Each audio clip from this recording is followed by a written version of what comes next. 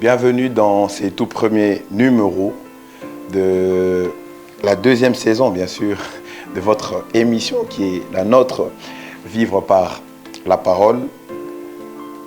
Nous avons dit vivre par la parole, c'est choisir la lumière.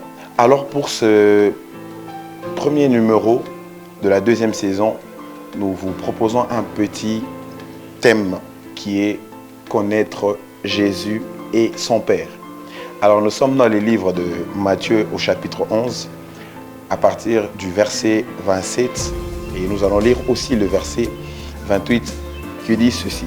« Toutes choses m'ont été données par mon Père, et personne ne connaît le Fils si ce n'est le Père. » Il ajoute en disant « Personne non plus ne connaît le Père si ce n'est le Fils et ceux à qui le Fils veut les révéler. » Il dit au verset 28, « Venez à moi, vous tous qui êtes chargés et fatigués, je vous donnerai du repos. » Nous allons aussi lire Jean chapitre 17, de 1 à 4, qui dit ceci. « Après avoir ainsi parlé, Jésus leva les yeux au ciel et dit, « Père, l'heure est venue, glorifie ton Fils, afin que ton Fils te glorifie, selon que tu lui as donné pouvoir sur toute chair, afin qu'il accorde la vie éternelle à tous ceux que tu lui as donnés.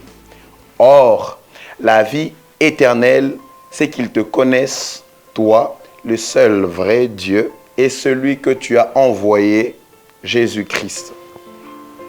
Je t'ai glorifié sur la terre, j'ai achevé l'œuvre que tu m'as donnée à faire. » Comme je le disais dès l'entame de cette émission, que nous allons nous consacrer cet épisode à comprendre la connaissance du Fils qui est Jésus-Christ, mais aussi de son Père. Nous sommes sans ignorer que la Bible parle largement au sujet de la connaissance. Nous avons des textes comme celui qui dit « Mon peuple périt faute de connaissance, mon peuple périt parce qu'il lui manque la connaissance. » Mais il y a aussi ces textes de Daniel qui dit, la partie B dit « Ceux du peuple qui connaîtront leur Dieu agiront avec fermeté. » Et nous, avec moi, vous et moi, nous comprenons que la connaissance est importante dans la vie de tout un chacun de nous, non seulement dans la vie séculière, mais même dans la vie spirituelle. Il est très important de connaître certaines choses pour avoir aussi un certain avantage par rapport à sa génération, par rapport à plusieurs choses, et surtout pour ne pas souffrir. Vous voyez, comme on dit, mon peuple périt parce qu'il lui manque la connaissance.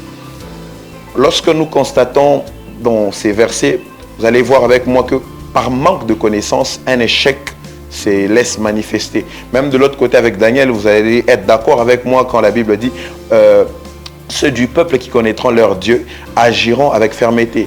En fait, le fait d'agir avec fermeté est lié à la connaissance qu'on a de son Dieu. C'est pourquoi Jésus aussi vient ici.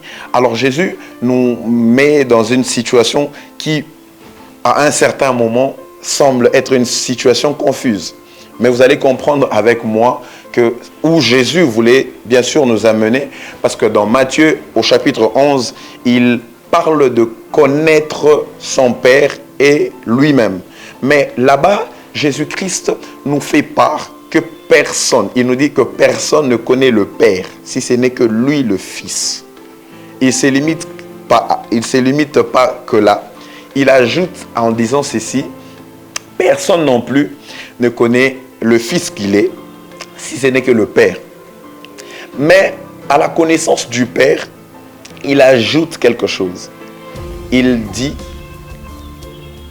qu'il est possible de connaître le Père, mais pour connaître le Père, il faudrait nécessairement que lui, le Fils, nous le révèle. On peut connaître le Père, mais il faudrait que lui, le Fils, puisse nous le révéler. Et dans Jean 17, Jésus, dans la prière qu'il était en train d'adresser à son Père, où il dit clairement qu'il a achevé la mission pour laquelle le Père l'avait envoyé sur terre, et il essaye d'expliquer rapidement. Il dit, j'ai été ramené ou j'ai sauvé, j'ai gardé, j'ai leur ai donné la vie. Ceux-là que tu m'as donné, je leur ai donné la vie éternelle. Il dit, je te glorifie, glorifie-moi aussi parce que j'ai achevé ce que j'étais venu faire sur terre, je l'ai achevé. Il dit, glorifie-moi. Qu'est-ce que Jésus était venu faire sur terre? Il dit, il était venu donner la vie éternelle. Mais il ajoute quelque chose, il dit, à ceux-là qu'il a donné la vie éternelle, alors il définit cette vie éternelle, il dit, or la vie éternelle, c'est qu'ils te connaissent, toi, le seul vrai Dieu et le Fils que tu as envoyé, Jésus-Christ. Alors, en lisant ces deux textes et en étudiant ces deux textes, nous comprenons directement que la mission pour laquelle Jésus était venu sur terre, c'était de faire connaître, non seulement de donner la vie éternelle, mais aussi de faire connaître son Père et de se faire connaître lui-même. Parce que c'est en cela que réside ou consiste même cette vie éternelle. Il dit, or la vie éternelle, c'est qu'ils te connaissent, toi, le seul vrai Dieu, et celui que tu as envoyé, Jésus-Christ. Donc, pour Jésus, finir sa mission, c'était non seulement donner la vie éternelle, mais c'était faire connaître son Père, mais aussi de se faire connaître lui-même. Alors nous parlons tout le temps, nous sommes dans faire connaître, connaître, et ainsi de suite, mais vous allez voir que nous tournons que sur ces mots connaître, ce verbe connaître, ou ces mots connaissance. Alors, c'est quoi concrètement la connaissance? Quand Jésus dit la vie éternelle, c'est qu'ils te connaissent, qu'est-ce qu'il veut dire? Quand Jésus dit que personne ne connaît le Père si ce n'est que le Fils, personne non plus ne connaît le Fils si ce n'est que le Père, et ceux-là à qui le Fils veut le révéler. Qu'est-ce que Jésus veut dire en parlant de la connaissance? Cette connaissance là-bas est interprétée, ou dans son sens même originel, voulait dire gynosko, qui a plusieurs définitions que nous allons ensemble voir. Alors, premièrement, connaître ici voulait simplement dire, ou veut simplement dire, connaître de par expérience. Ça veut dire une connaissance qui vient de la relation, de la pratique et même plus du vécu. Donc, premièrement, connaître, lorsque Jésus dit dans Matthieu, personne ne connaît le Père, il veut dire personne n'a eu un vécu avec le Père. Personne n'a une relation parfaite avec le Père, si ce n'est qu'au moins le Fils. Et personne non plus n'a une relation parfaite avec le Fils, si ce n'est que le Père.